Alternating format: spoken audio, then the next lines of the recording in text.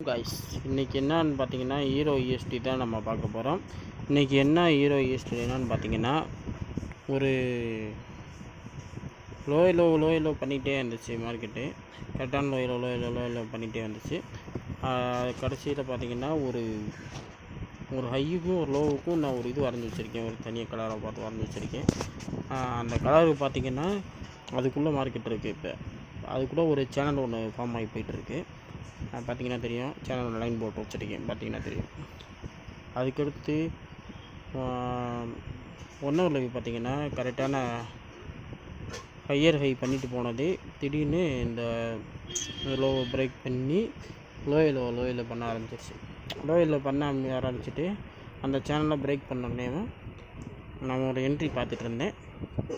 அந்த சேனலில் பிரேக் பண்ணோடனேவும் அந்த என்ட்ரியை நான் பிளான் பண்ணி வச்சுட்டேன். இந்த என்ட்ரியை முன்னாடியே அதை நான் 5 மினிட்ஸில் காட்டேன். அதாவது இந்த சேனல் பிரேக் பண்ணிவிட்டு இந்த லோ, இந்த ஹையி, இந்த லோ, இந்த ரெண்டுக்குள்ளே அதுக்குள்ளே நம்ம புல் பேக்கில் நம்ம என்ட்ரி எடுக்கலாம்னு நான் மார்க் பண்ணி வச்சுட்டேன் முன்னாடி. அதுக்கடுத்து பார்த்திங்கன்னா கரெக்டான ஒரு ட்ரெண்டு ஃபாலோ ஆச்சு. ட்ரெண்ட் லைன் போட்டேன். அதுலேருந்து இங்கிட்டு ஒரு போட்டேன். கரெக்டாக இங்கிட்டிருந்து பார்த்தீங்கன்னா 0.5 0.6 ஃபிப்பில் அந்த ஏரியாவில் நான் ஒரு என்ட்ரி எடுத்தேன். அந்த என்ட்ரி பார்த்திங்கன்னா கரெக்டான ரிஸ்க்கு பார்த்திங்கன்னா 76 ஃபிப்பு தான் ரிஸ்க்கு. ரிவார்டு பார்த்திங்கன்னா 1:4 ஹிட்டு, டிபி ஹிட்டு.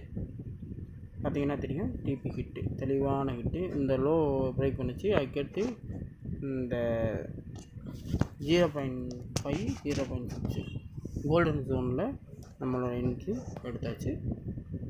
எடுத்துகிட்டு டார்கெட்டு, கிளியரான டார்கெட்டு. நம்மளோட என்ட்ரி எடுத்தோன்னே மார்க்கெட்டு நம்மளுக்கு அகென்ஸ்டாக போகவே கிடையாது. நம்மளுக்கு சாதகமாக தான் போச்சு. டார்கெட்டு ஹிட் பண்ணிட்டான். Okay, thank you guys. அடுத்த அனலைசிஸில் நம்ம பார்க்கலாம்.